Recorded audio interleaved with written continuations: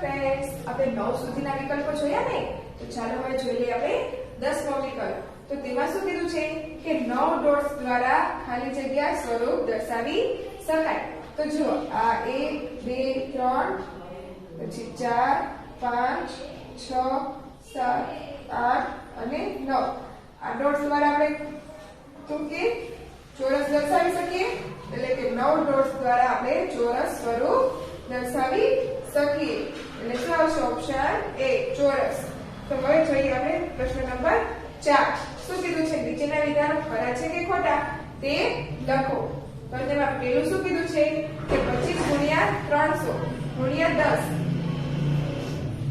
25 ગુણ્યા 300 ગુણ્યા 0 બરાબર 75000 કીધું છે. તો હવે આપણે શીખ્યા, આપણે આગળ જોયું ને કે કોઈ પણ સંખ્યાનો ગુણાકાર જો 0 વડે કરવામાં આવે તો જવાબ શું થઈ જાય? હંમેશા 0. એટલે આ વિધાન કેવું છે? ખોટું. હવે જોઈએ આપણે બીજું. તો તેમાં શું કીધું છે? બધી જ પૂર્ણ સંખ્યાઓ એ પ્રાકૃતિક સંખ્યાઓ છે. તો એ વિધાન પણ કેવું છે? ખોટું. બધી જ પૂર્ણ સંખ્યાઓ પ્રાકૃતિક સંખ્યાઓ નથી, ખાલી શૂન્ય એક જ પ્રાકૃતિક પૂર્ણ સંખ્યાઓ છે. એટલે કે એ વિધાન કેવું છે? ખોટું. હવે જોઈએ આપણે ત્રીજું.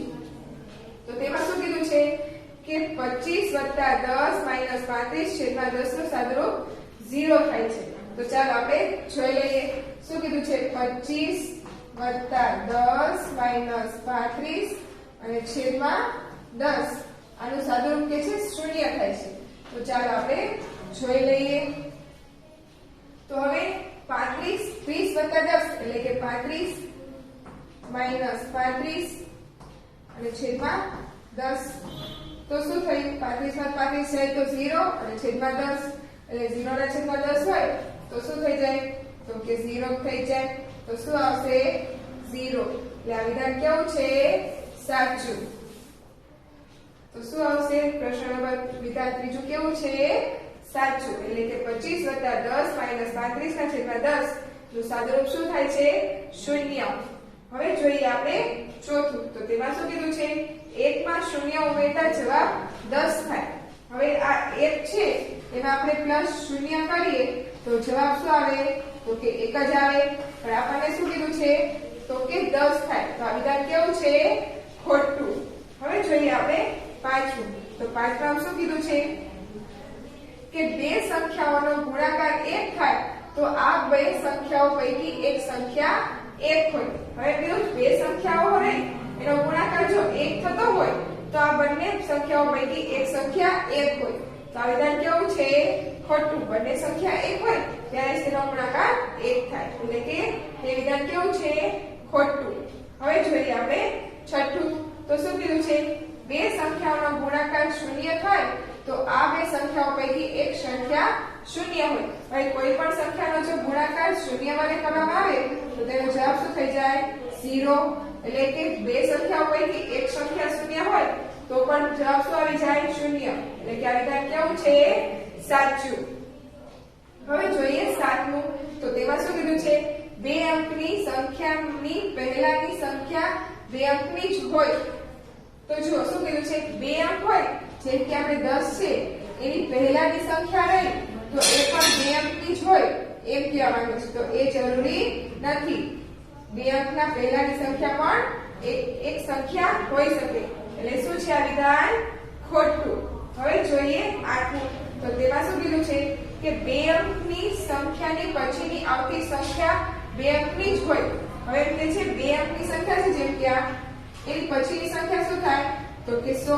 પરંતુ આમાં એમ કે છે બે અંકની સંખ્યા હોય તો તેના પછીની સંખ્યા બે અંકની જ થાય. તો એ વિધાન કેવું છે? ખોટું. હવે જોઈએ નવમું. તેમાં શું કીધું છે? પ્રાકૃતિક સંખ્યા 1 ની પહેલાની કોઈ પ્રાકૃતિક સંખ્યા નથી. એટલે કે પ્રાકૃતિક સંખ્યા 1 છે તેના પહેલા કોઈ પ્રાકૃતિક સંખ્યા નથી. તો એ વિધાન કેવું છે? સાચું. નાનામાં નાની પ્રાકૃતિક સંખ્યા કઈ? તો કે 1. એટલે કે તેનાથી નાની તેનાથી પહેલા કોઈ પ્રાકૃતિક સંખ્યા નથી. એટલે કે તે વિધાન કેવું છે? સાચું. શું કીધું છે પછી 10માં? તો કે 500 એ 499 અને 501 ની વચ્ચેની સંખ્યા છે. શું કીધું છે? 501 એ 499 અને 500 ની વચ્ચેની સંખ્યા છે. તો આ વિધાન કેવું છે? તો કે સાચું. કેમ કે બંનેની વચ્ચેની સંખ્યા થઈ એટલે આ વિધાન કેવું છે? સાચું. તો ફ્રેન્ડ્સ હવે આપણે જોઈ લઈએ આગળ. તો ખરા ખોટા બધાને સમજાઈ ગયા ને? તો ચાલો હવે જોઈએ આપણે આગળ. હવે આમાં શું કીધું છે પ્રશ્ન નંબર 5 માં કે નીચેની સંખ્યાઓની તરત પાછળની સંખ્યા લખો. એટલે કે આફ્ટર નંબર્સ, એટલે કે તેના પછીની સંખ્યા લખવાની છે. તો એ 2979 આપ્યા છે તો તેના પછી શું આવે? તો કે 80, એટલે કે 2980. તો આ તો બધા આપણે અગાઉ શીખી ગયા છે ને? તો આ તો બધાને આવડશે ને? તો આ તમે બધા સેટ કરી લેશો ને? તો ચાલો આપણે એકવાર જોઈ લઈએ. ઓકે, 3599 તો તેના પછી કેટલા આવે? તો કે 3600. પછી 8999 તો તેના પછીની સંખ્યા શું આવે? તો કે 9000. 6085 તો પછી શું આવે? 6086. 6550 તો તેના પછીની સંખ્યા 6551. અને 6789 તો તેના પછીની શું આવશે? 6790. ઓકે, તો હવે તરત પછીની સંખ્યા આવી ગઈ. હવે તો શું કીધું છે? નીચેના સંખ્યાઓની તરત આગળની સંખ્યા, એટલે કે તેની પહેલાની સંખ્યા લખવાની છે.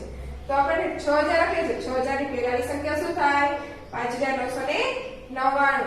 પછી 7580 તો તેના પહેલા શું આવશે? 7579. 4990 તો તેના પહેલા કેટલા આવશે? તો કે 4989. પછી અહીંયા કણે તો કે 8070 તો 8070 પહેલા કેટલા આવે? યસ, 8069.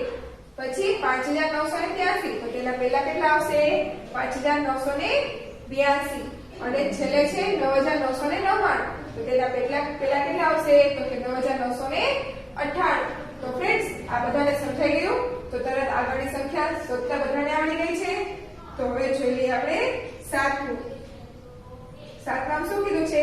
કે નીચેની સંખ્યાઓની વચ્ચેની સંખ્યા લખો. આપણને બે સંખ્યા આપી છે તેને શું કરવાનું છે? વચ્ચેની સંખ્યા લખવાની છે. તો આ પણ આપણે અગાઉ શીખી ગયેલા છો ને તમે બધા? તો 8099 તો પછી કેટલા આવશે? 8100. અને ત્યાર પછી 8101.